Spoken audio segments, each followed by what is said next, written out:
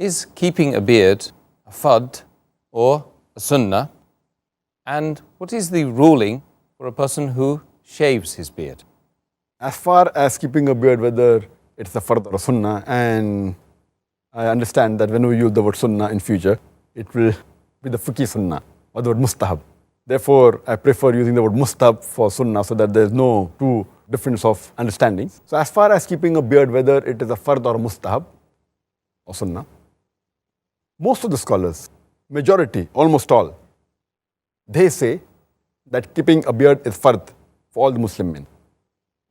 There is no verse in the Quran which says whether keeping a beard is fardh or not, except there's one verse which speaks about the beard in Surah Taha, chapter number 20, verse number 94, where Aaron, peace be upon him, Harun alayhi salam, he tells to his brother Musa alayhi salam that, O son of my mother, do not hold me by my beard or by the hair on my head, indicating that Harun alayhi salam, he had a beard.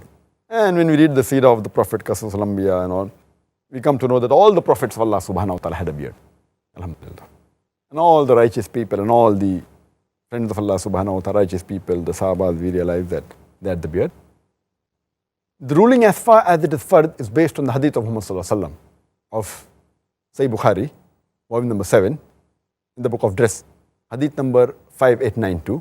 Ibn Umar, may Allah be pleased with him, he says that the Prophet said, do the opposite of what the mushrikeen do, what the pagans do. Keep the beard and trim your mustaches short. Now, based on these hadith and several Sahih hadith mentioned in Sahih Muslim and other hadith, the scholars said that because it's a commandment of Muhammad sallallahu alaihi wasallam called commandment, therefore it becomes fardh on every Muslim to keep a beard. Most of the scholars, alhamdulillah, all the scholars, including the four Aimmas, Imam Abu Hanifa, Imam Malik, Imam Shafi'i, Imam Ibn Hanbal, may Allah have mercy on them all. All of them said that keeping a beard is fardh. So according to all four schools of thought, keeping a beard is fardh. Even according to the scholars, the shaykhs of Salaf Salihin, the Salafi scholars, all of them said that keeping a beard is fardh. There is no difference of opinion. And according to Shaykh Ibn Taymiyyah, he says that according to the Quran and according to the Sunnah and the Ijma of the scholars, keeping a beard is fardh, and anyone who shaves off the beard, it is haram, it is prohibited.